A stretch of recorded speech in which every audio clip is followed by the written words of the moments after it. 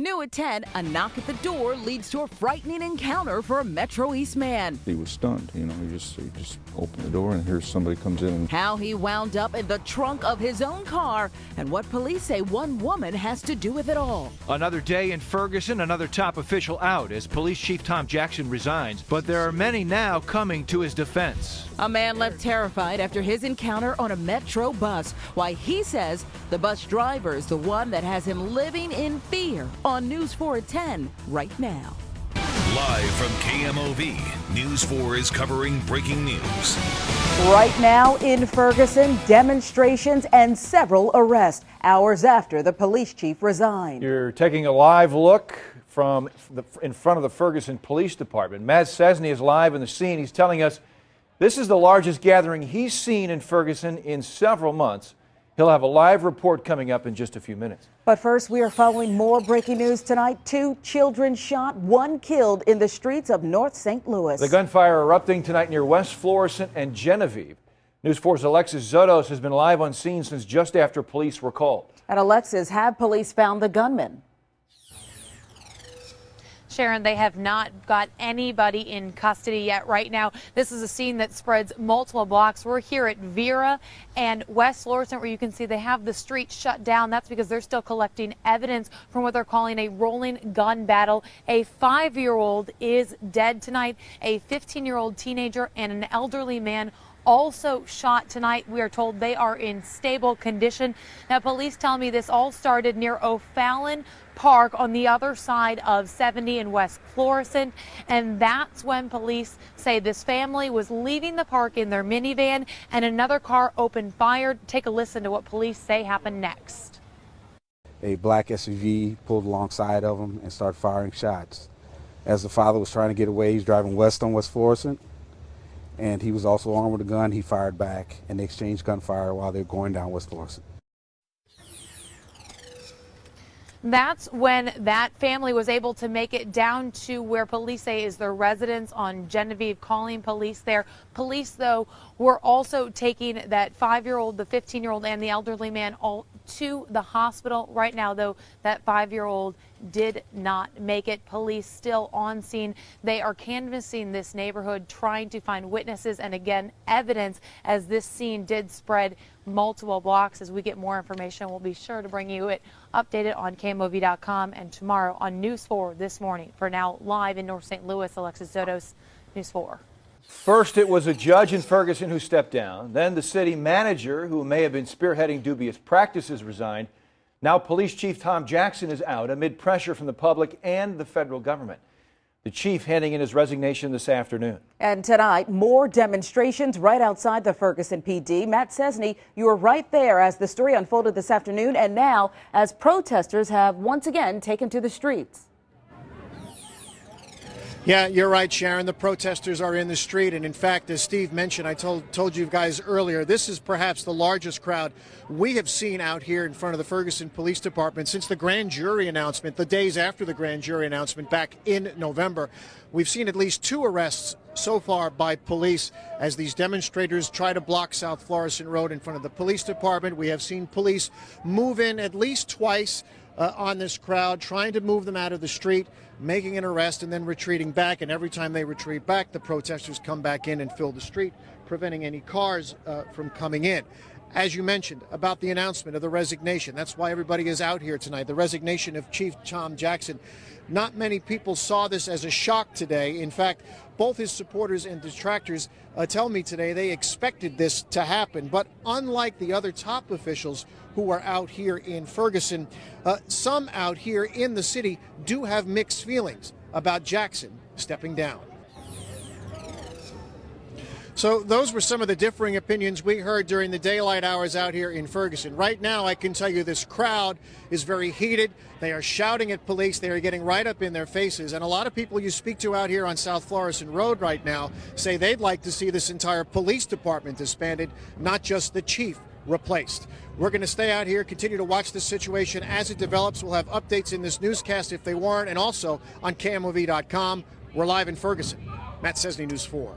As we mentioned, Jackson's departure is just the latest in a growing number of exits in Ferguson. Last week, 2 Ferguson police officers and a court clerk either resigned or were fired after the DOJ report revealed they were sending racist emails from city email accounts. Then on Monday, Ferguson Judge Ron Brockmeyer resigned from his post. He had been named in the report for racking up fines on citizens. A day later, City Manager John Shaw resigned after the DOJ reported that he was the one calling for over-ticketing and multiple fines. Meanwhile, Ferguson Mayor James Knowles says he still has no plans to step down. I realize that there's some people that still want a head or my head. Somebody is going to have to be here to run the ship. Knowles this afternoon saying once again that he is the person to steer the city through these turbulent times in Ferguson. Knowles' name is mentioned inside the DOJ report, but not as a person who specifically called for over-ticketing in the city. Voters will ultimately decide if the mayor stays when Ferguson holds elections in April. All right, elsewhere, new at 10, an elderly man in the Metro East simply answers his front door and winds up being beaten and kidnapped from his own home. News 4's Alexis Zotos is learning one person has been arrested, but police say there is still someone else involved. The details are frightening. A man in his 70s was home alone Saturday night when police say this woman, 19-year-old Brittany Davis, showed up at his Belleville home. I just heard that somebody had knocked at the door and he answered the door.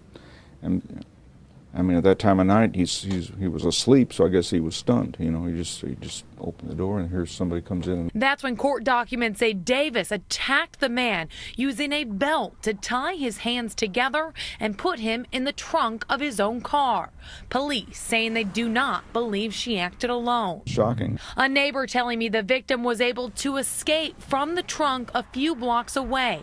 Belleville police then found Davis and a man with the victim's car at the Lowe's, less than a mile away. You hear about it, but you don't expect it to happen in your neighborhood. The St. Clair sheriff not releasing any details on the second person of interest because no arrests have been made. But neighbors want to know more about what led to this attack. How they picked him out, rather than we're right next door. Why they picked him out, and not this house. The sheriff also not releasing any details on the victim tonight, but stressed more charges are expected. In St. Clair County, Alexis Zotos, News 4. We're getting new developments tonight on a death investigation we brought you as breaking news last night at 10. Police now saying the body they found inside an apartment near Cherokee, Minnesota in South St. Louis is that of a 50-year-old man, although they are not yet releasing his identity. We're also learning tonight officers arrested his neighbor after that neighbor reportedly broke into the man's apartment because he was agitated by the music coming from the unit. So far, that neighbor has not been charged with the man's death. Steve? Sharon, new at 10. Right now, police are looking for the man who robbed employees at a Vandalia, Illinois hotel. News 4 has obtained this new surveillance picture. It shows one of the men walking into the Holiday Inn Express off I-70 early this morning. Investigators say he created a distraction to get employees away from the front desk, then stole money from the register and the employees. No one was hurt. If you can identify him, call the Vandalia Police Department. With more than 20 unsolved homicide cases this year alone in St. Louis, News 4 is learning Crime Stoppers is now upping the ante to get them solved. The crime-fighting group now offering a maximum of $5,000 for tips that lead to arrest for open homicide cases. That's $3,000 more than normal. Remember, you can submit tips to Crime Stoppers anonymously anytime at the number right there on your screen. Offensive graffiti found inside a synagogue. Richmond Heights police say someone spray painted a swastika on the walls. Jasmine Huda is asking if it's being considered a hate crime. Jasmine?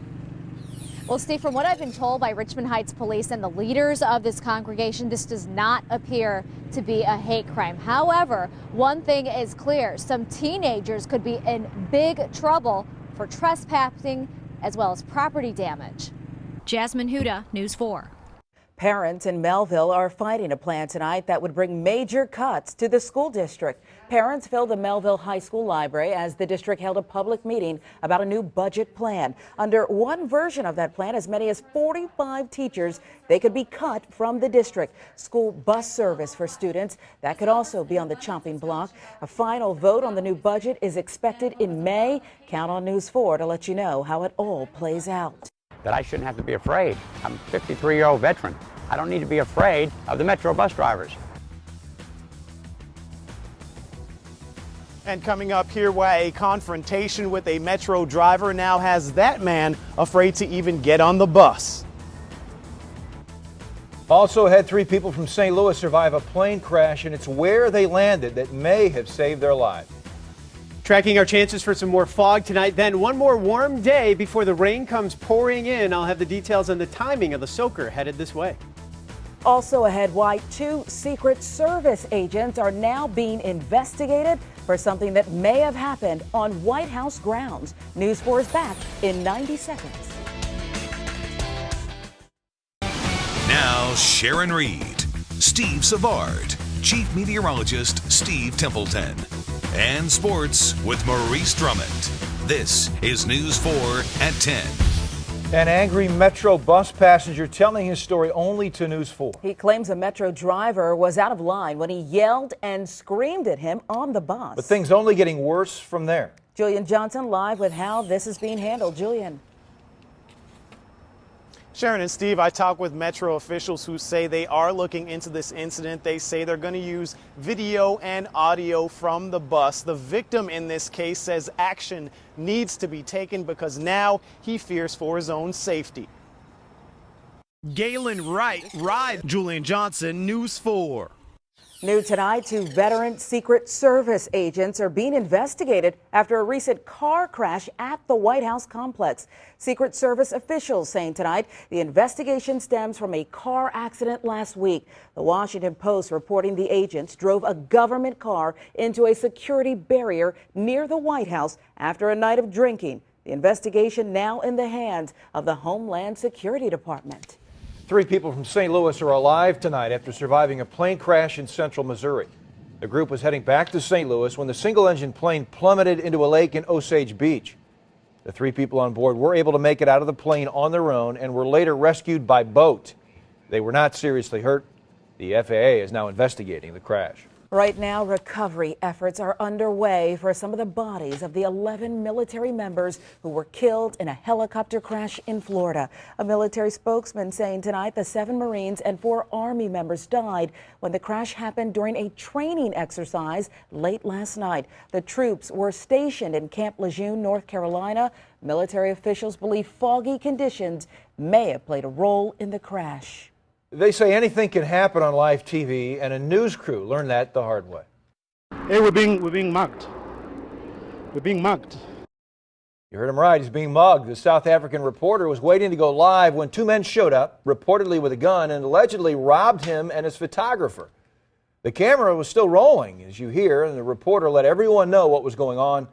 But despite having their faces broadcast clearly on television, police have not yet caught the thieves. The Forewarned Storm Team, certified St. Louis's most accurate forecast for 4 years in a row. Now, here's Chief Meteorologist Steve Templeton. From the St. Paul GM Country Eye on St. Louis, no fog in the areas we look out over the arch right now, unlike last night. However, that could still develop tonight. In fact, after about 2, 3 in the morning, we'll be watching for patchy fog. Not as thick, not as widespread as last night, but galoshes still in. People still wear those, right? Yeah, I think so. My daughter might too, but I have to find 2 matching pairs. I know. Good luck on that. All right, we want to go back out to Matt Cesney live in Ferguson. Matt, you've been moved by police. Why is that? Yeah, Steve, actually, Ferguson police requested that we move away from where we were because they have moved their police line back closer to the parking lot of the police department. They are trying to get this crowd out of the street from blocking traffic, but so far it really hasn't worked. They are still blocking South Florissant Road. Not many cars getting through at all. This is a very loud crowd. As I mentioned, perhaps the largest we've seen in a couple months out here. One police officer out here did tell me that police are trying to avoid any kind of confrontations with demonstrators out here, but I did see at least 2 arrests out here with those people well, there goes a third one, it looks like, inside a van right now. This is a situation we're going to continue to watch throughout the evening hours here. We'll have updates on KMOV.com and also tomorrow morning on News 4 this morning. We're live in Ferguson. Matt Cesney, News 4. News 4 Sports, driven by Toyota. During his time with the Philadelphia Eagles, Nick Foles always seemed to have a big-name quarterback looking over his shoulder, whether it was Michael Vick or Mark Sanchez, but not anymore. After yesterday's big trade, Foles is the Rams' undisputed starting quarterback. Meanwhile, in Philadelphia this afternoon, Sam Bradford was introduced as the Eagles' new quarterback. And there's been a lot of controversy in Philly over this trade. Head coach Chip Kelly has taken a lot of heat because of Bradford's history of injuries over the last few seasons. But Bradford says he's ready for a fresh start with Coach Kelly and the Eagles. I think I have a lot to prove. I have a lot to prove to everyone in this building. I think Coach Kelly took a leap of faith bringing me in here. Obviously, he believes in me, and now it's my time to prove to everyone else in this building that I belong here. I'm sure when I get here to start rehab, I'll sit down with the training staff here, and we'll come up with a plan. I'm sure they want to look at me and see where I'm at in their eyes, and then we can go from there.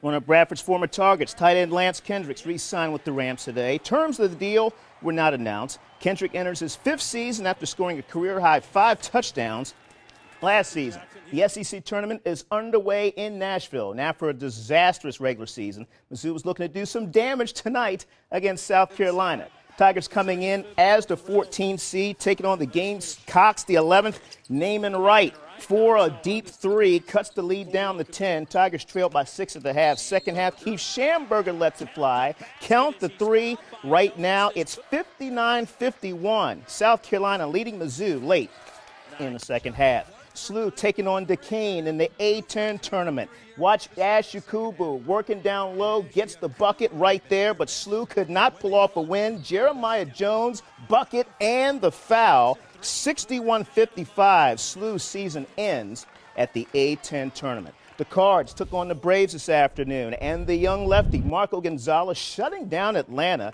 by pitching 4 scoreless innings while striking out 3. Gonzalez allowed only 1 hit. And Yadier Molina with an RBI base hit on the day. Matt Adams and Stephen Piscotty also drove in runs. 6-2, the Cards knock off the Braves. The Cards tomorrow face the Orioles at Roger Dean Stadium. And finally, high school playoff action. Chaminade and Lafayette in the Class 5 sectional. Watch Jason Tatum do his thing. Goes all the way. Oh, yeah. Off the window. Sweet play right there. Red Devils, they advance with a 72-40 victory over Lafayette. Remember, Bradley Beal, the last Red Devil to lead Chaminade to a state. He's got a good chance to do it. Yeah, I would say so. Thanks, Mo. Yep. We'll be right back. This is Matt Cesney live in Ferguson, where demonstrations continue in front of the Ferguson Police Department. All of this in response to the resignation today of Police Chief Tom Jackson. We've seen at least a couple of arrests. News 4 will continue to follow this situation overnight. We'll have updates tomorrow morning on News 4 this morning. This is News 4, St. Louis.